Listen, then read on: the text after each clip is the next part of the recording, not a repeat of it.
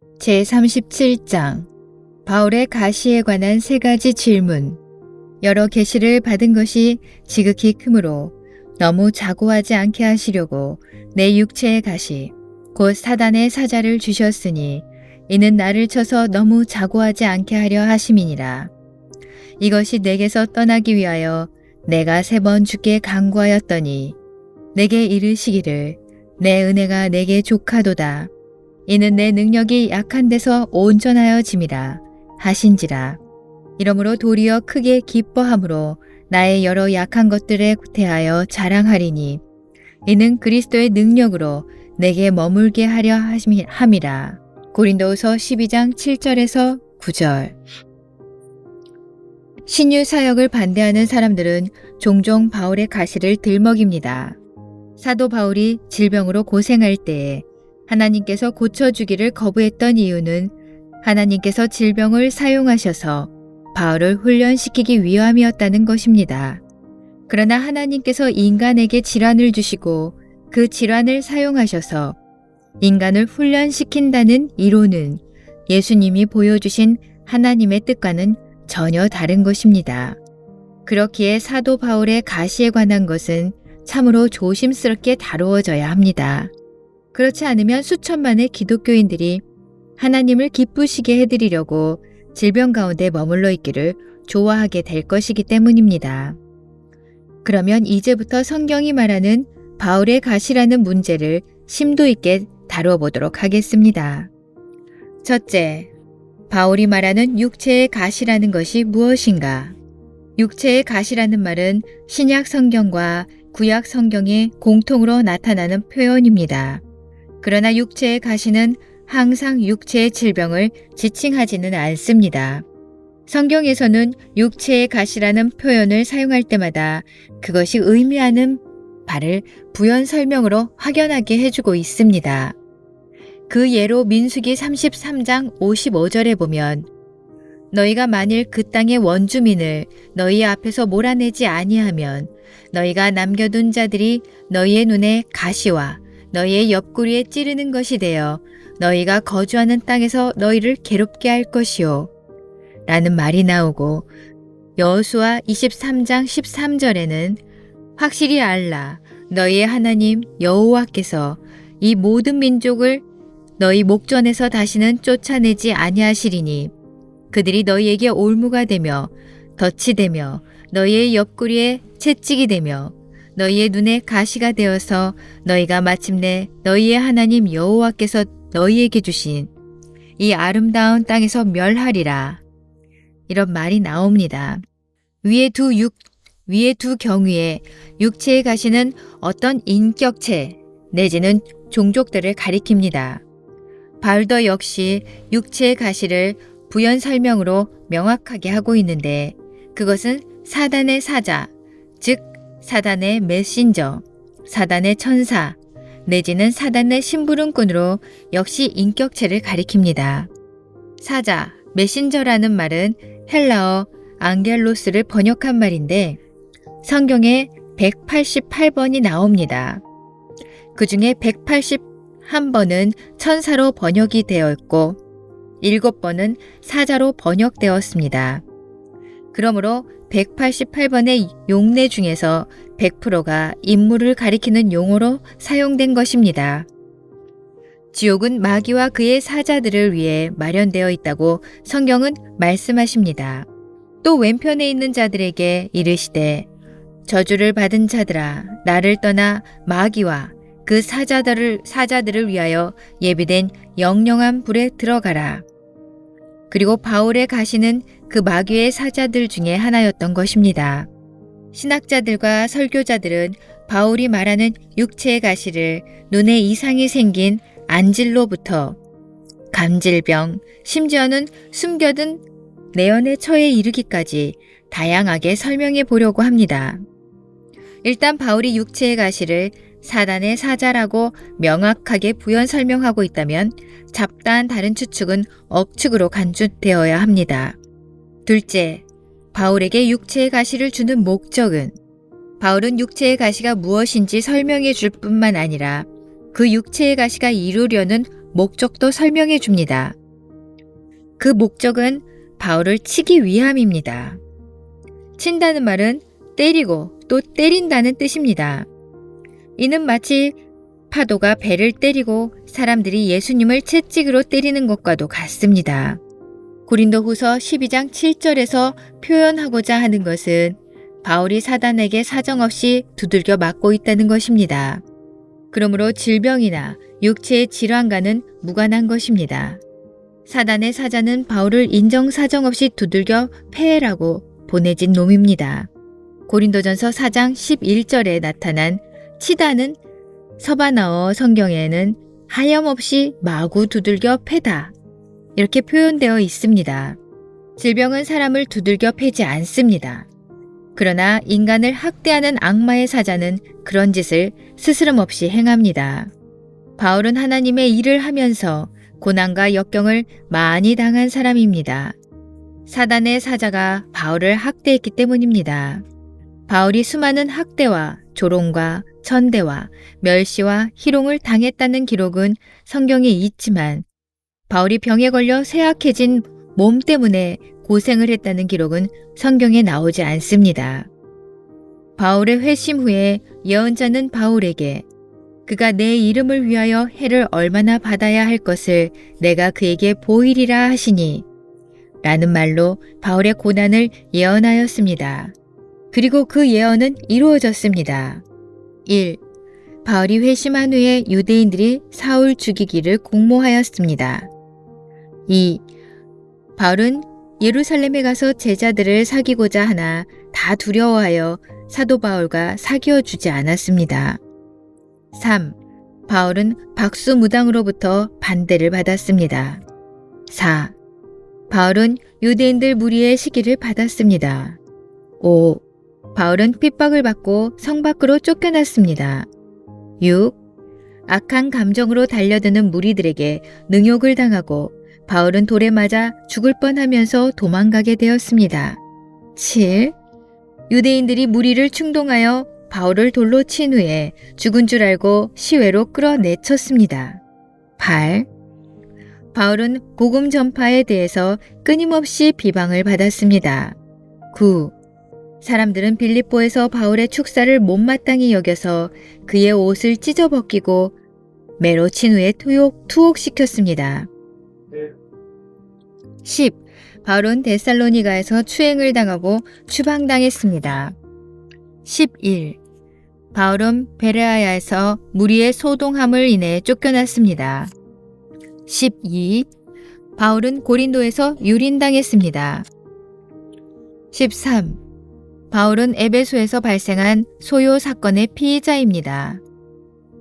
바울은 해하려는 무리의 공모로 인하여 곤란을 겪었습니다. 15. 바울은 유대인들에게 붙잡혀서 능욕을 당하고 법정에서 5번이나 재판을 받았고 수많은 역경과 시련을 통과해야만 했습니다. 고린도후서 12장에 열거한 핍박 이외에도 고린도후서 6장에도 고난의 목록이 기록되어 있습니다. 오직 모든 일에 하나님의 일꾼으로 자천하여 많이 견디는 것과 환난과 궁핍과 고난과 매맞음과 갇힘과 난동과 수고로움과 자지 못함과 먹지 못함 가운데서도 고린도후서 11장에서 바울은 그들이 그리스도의 일꾼이냐 정신없는 말을 하거니와 나는 더욱 그러하도다. 내가 수고를 넘치도록 하고 옥에 갇히기도 더 많이 하고 매도 수없이 맞고 여러 번 죽을 뻔하였으니 라고 기록하고 있습니다. 유대인들에게 40에서 하나 감한 매를 5번 맞았으며 3번 태장으로 맞고 1번 돌로 맞고 3번 파선하고 일주일을 깊은 바다에서 지냈으며 여러 번 여행하면서 강의 위험과 강도의 위험과 동족의 위험과 이방인의 위험과 시내의 위험과 광야의 위험과 바다의 위험과 거짓 형제 중의 위험을 당하고 또 수고하며 애쓰고 여러 번 자지 못하고 줄이며 목마르고 여러 번 굶고 춥고 헐벗었노라. 또 수고하여 친히 손으로 일을 하며 후욕을 당한즉 축복하고 핍박을 당한즉 참고 비방을 당한즉 권면하니 우리가 지금까지 세상의 더러운 것과 만물의 찢기같이 되었도다. 사단의 사자 이외에 바울에게 이 모든 일을 가할 자가 어디 있겠습니까? 그러나 바울은 자신의 몸이 아프다거나 병이 들었다는 말은 한마디도 안 하고 있습니다. 그렇기에 바울이 언급도 하지 않은 안질이니 간질이니 해가면서 억측을 부릴 필요는 없을 것입니다. 바울의 눈은 한번 고침을 받은 적이 있기는 합니다. 그러나 그것은 질병으로 인해 생겼던 것이 아니고 그리스도의 계시에 밝은 빛을 보고 눈에 잠시 이상이 생겼던 것뿐입니다. 첫 두 가지 질문에 대한 해답으로 우리는 바울 자신이 한 대답에서 단서를 잡을 수 있습니다. 무엇이 바울의 가시였나요? 그건 사단의 사자였습니다. 그렇다면 그 사자의 메시지는 무엇인가요? 그건 매를 맞는 것입니다. 결과적으로 볼 때 성경 교사들과 신학자들은 바울이 말하는 사단의 가시를 해석함에 있어서 바울이 주장하는 바는 전혀 고려하지 않고 너무 자신들의 생각만 주입한 것 같습니다. 그들이 그렇게 자신의 생각을 억지로 주입하는 이유는 병자들에게 참고 견디라는 메시지를 주기 위함이라고 나는 생각합니다. 바울은 병에 걸렸고 그래서 병의 치유를 위해 기도드렸으나 하나님은 병을 치유해 주지 않고 그냥 내 은혜가 내게 족하다는 말씀만 하셨다는 것입니다. 그러므로 모든 환자는 육체에 가시인 질병을 견디어내면서 바울과 같은 심정으로 살아야 한다는 주장을 하고자 함입니다. 이는 환자가 인내를 통해 하나님께 영광을 돌린다는 주장과 동일한 주장입니다. 그러나 그러한 주장은 성경의 내용과는 무관한 것입니다. 성경에는 바울이 큰 질병에 걸렸다는 이야기도 없고 바울이 자신의 병의 치유를 위해 기도를 드렸다는 내용도 없으며 하나님이 바울에게 계속 질병 가운데 머물러 있으라고 한 적도 없습니다. 정확하게 성경은 다음과 같이 말합니다. 여러 계시를 받은 것이 지극히 크므로 너무 자만하지 않게 하시려고 내 육체의 가시 곧 사단의 사자를 주셨으니 이는 나를 쳐서 너무 자만하지 않게 하려 하심이라. 이것이 내게서 떠나가게 하기 위하여 내가 3번 주께 간구하였더니 나에게 이르시기를 내 은혜가 내게 족하다. 이는 내 능력이 약한 데서 온전하여짐이라 하신지라. 그러므로 도리어 크게 기뻐함으로 나의 여러 약한 것들에 대하여 자랑하리니 이는 그리스도의 능력이 내게 머물게 하려 함이라. 고린도후서 12장 7절. 하나님은 바울아 계속 병든 상태로 머물러 있어라. 이렇게 말씀한 적이 없다는 말입니다. 왜 바울에게 가시가 허락되었나? 이제 3번째 질문을 제기해 볼 차례입니다. 질문: 왜 사단의 사자가 사도 바울을 능욕하는 것이 허락되었을까요? 대답: 이는 하나님의 능력이 바울의 약한 데서 온전하여지기 때문입니다. 오늘날 각양각색의 환자들이 여러 계시를 받은 것이 지극히 크므로 너무 자만하지 않게 하시려고 하나님께서 병들게 한 사람들인가요? 여러 질병을 통해서 오늘날 인류는 하나님의 특별 계시를 받고 영적으로 풍성한 삶을 누리나요? 당신이 병든 것과 바울이 사단의 가시를 받은 것이 동일시되려면 당신도 놀라운 계시를 받은 사람이 되어야 할지도 모르겠습니다. 바울은 복음을 전하다가 수없는 핍박과 박해를 당함으로 육신의 고통을 당했습니다. 그러나 바울은 그렇게 당한 일로 하나님께 영광을 돌릴 수 있게 되었습니다. 그렇다면 당신은 사단의 사자인 질병을 통해 어떤 영광을 하나님께 돌리고 있나요? 바울은 매 맞음으로 하나님께 영광을 돌렸고 하나님께서 내 은혜가 내게 족하다 라는 말씀을 주신 이후로 연속해서 핍박받는 것을 두려워하지 않았습니다. 두려워하지 않을 뿐 아니라 그는 매 맞는 것을 자랑까지 하게 되었습니다. 그렇지만 환자들은 자신의 질병을 부끄러워하면서 의사의 도움을 통해 어떻게 해서든지 질병을 없애버리려고 하지 않았나요? 만약에 암이 은혜에 은혜를 더하는 하나님의 축복의 통로라면 왜 사람들은 기를 쓰고 수술을 통해 암덩어리를 제거하려고 합니까? 이제 바울의 가시는 질병이다 라는 주장을 펼치기 위해 사람들이 사용하는 성경 구절들을 한번 살펴봅시다. 약한 것. 이러므로 도리어 크게 기뻐함으로 나의 여러 약한 것들에 대하여 자랑하리니 이는 그리스도의 능력으로 내게 머물게 하려 함이라. 고린도후서 12장 9절. 그러므로 내가 그리스도를 위하여 약한 것들과 능욕과 궁핍과 핍박과 곤란을 기뻐하노니 이는 내가 약할 그때에 곧 강함이니라.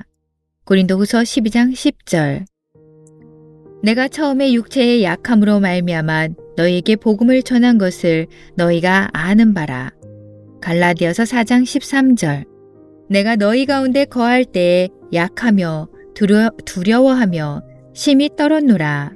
고린도전서 2장 3절.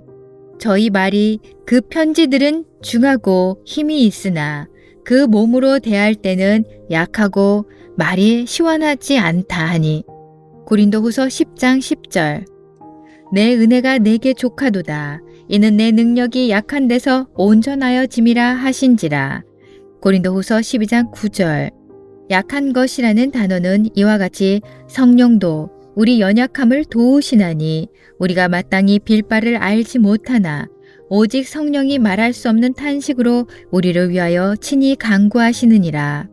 로마서 8장 26절에서 사용된 연약함과 동일한 헬라어입니다. 또한 불의 세력을 멸하기도 하며 칼날을 피하기도 하며 연약한 가운데서 강하게 되기도 하며 전쟁에 용맹되어 이방 사람들의 진을 물리치기도 하며 여기서 사용된 연약한과도 동일한 헬라어입니다. 그리고 그리스도의 인간으로의 약하심을 나타내는 단어와도 동일한 단어입니다. 그리스도께서 약하심으로 십자가에 못 박히셨으나 오직 하나님의 능력으로 살으셨으니 우리도 저희 안에서 약하나 너희를 향하여 하나님의 능력으로 저와 함께 살리라.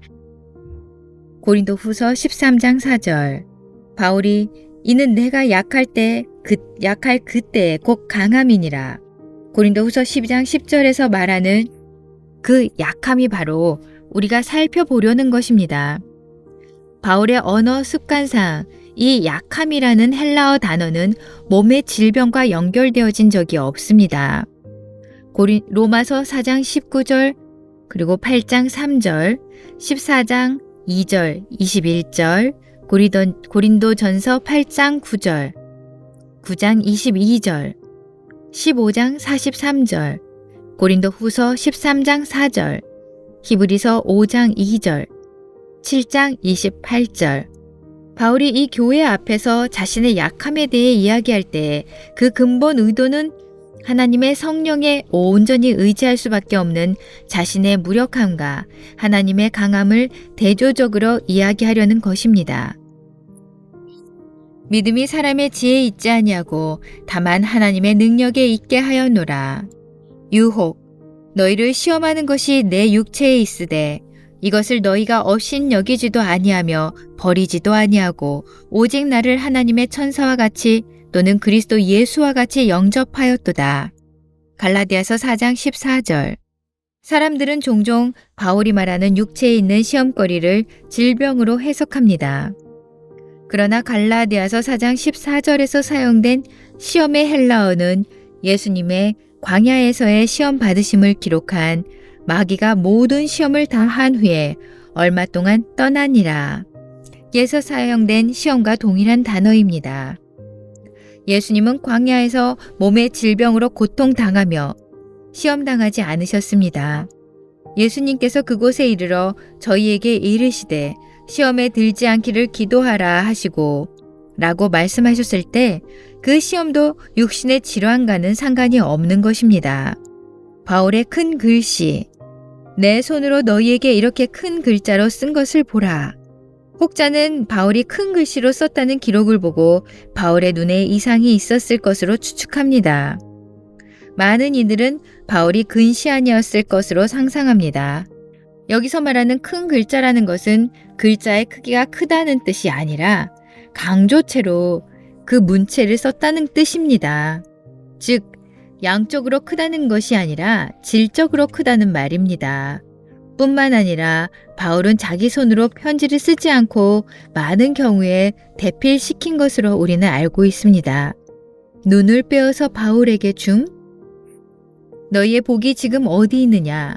내가 너희에게 증거하노니 너희가 할 수만 있었다면 너희의 눈이라도 빼어 나를 주었으리라. 갈라디아서 4장 15절. 위의 성경 구절에서 바울이 눈을 빼어준다는 언급을 읽고 바울의 눈이 제대로 기능을 하지 않았기에 사람들이 안구를 기증하려 했는가 상상하곤 합니다. 그러나 성경에서 말하는 내용은 단순히 바울에 대한 깊은 사랑을 표시하고 싶어 했다는 것뿐입니다. 수백 명의 벙어리와 기머거리들이 치유되었고 거의 90여 명의 장님이 눈을 뜬 한 외국의 집회를 마치면서 그 지역의 목회자는 나에게 다음과 같은 작별 인사를 하였습니다. 오수봉 목사님, 우리 지역 사람들은 목사님을 사랑합니다. 이곳까지 방문해 주신 그 정성과 은혜에 감사드립니다. 가능하다면 사람들은 오른팔이라도 잘라서 드리고 싶어 합니다. 위와 같은 말투는 물론 과장된 표현이기는 하지만 진심으로 나를 사랑한다는 표현이었습니다. 그렇지만 위의 말을 근거로 나의 오른팔이 병에 걸린 것으로 추측한다면 그것은 오판입니다. 나는 그 당시 오른팔이 아프지 않았습니다. 이상으로 성경을 살펴본 결과 결론적으로 말할 수 있는 것은 바울의 가시와 육체의 질병 사이에는 전혀 관련이 없다는 것입니다.